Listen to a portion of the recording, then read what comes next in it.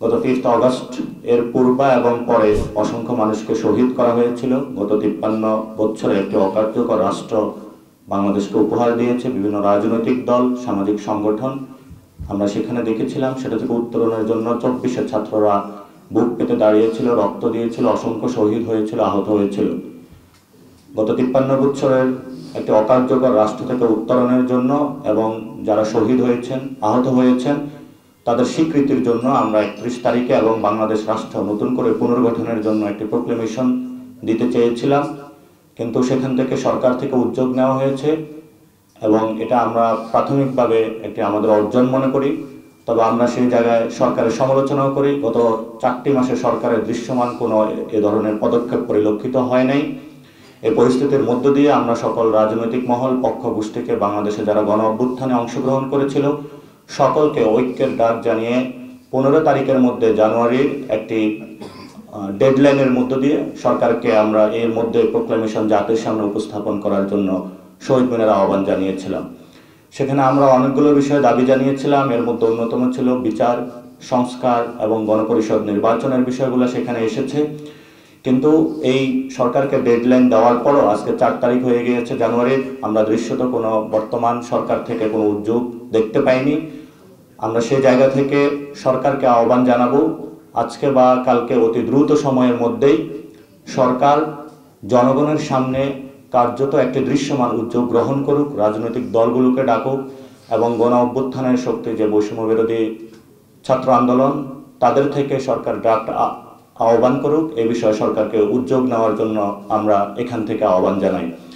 দ্বিতীয়ত একটি বিষয় হলো, আমরা যে প্রোক্লেমেশনটা ড্রাফটিং রেডি করেছি সেই প্রোক্লেমেশনটা বাংলার জনপদের প্রত্যেকটা অংশে ছড়িয়ে দেওয়ার জন্য বৈষম্য বিরোধী ছাত্র আন্দোলনের নেতৃত্বে জাতীয় নাগরিক কমিটির উদ্যোগে আমরা প্রত্যেকটি পাড়ায়, মহল্লায়, স্কুল, কলেজ, ইউনিভার্সিটি, শ্রমিক কলকারখানায় সব জায়গাতে একযোগে বাংলাদেশ ব্যাপী ঘোষণাপত্র সপ্তাহ উদযাপন করব, যেখানে মধ্য দিয়ে আমরা বাংলাদেশের নতুনভাবে জাতির সামনে একটি পরিকল্পনা উপস্থাপন করব, জনগণের কাছে যাব এবং জনগণকে কানেক্ট করব।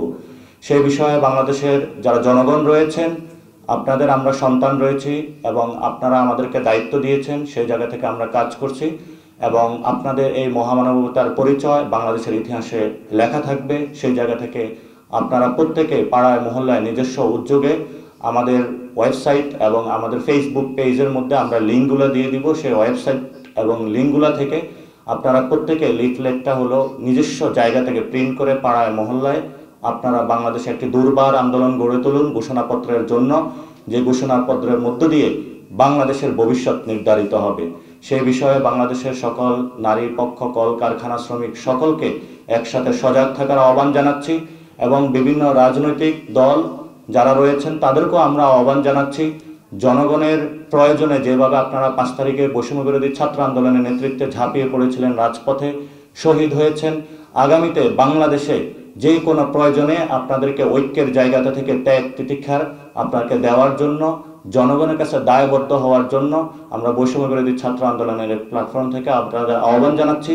কারণ জাতিকে আপনাদের অনেক দেওয়ার আছে, জাতি আপনাদেরকে অনেক দিয়েছে।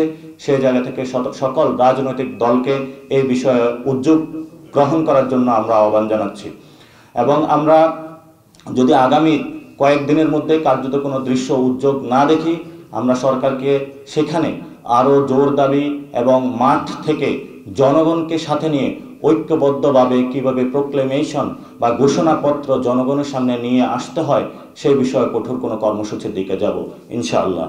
আপনারা যারা দেশবাসী আজকে আমাদের সাথে থেকেছেন, অতীতেও থেকেছেন, ভবিষ্যতেও থাকবেন, আপনাদের এই অর্জনে আমাদেরকে সারথি বানানোর জন্য আপনাদের সকলকে ধন্যবাদ এবং আপনাদের এই জাতির যে কোনো সংকটকালীন মুহূর্তে আপনারা মাঠে থাকবেন, আপনাদের সন্তানদেরকে সবসময় আপনাদের পাশে পাবেন।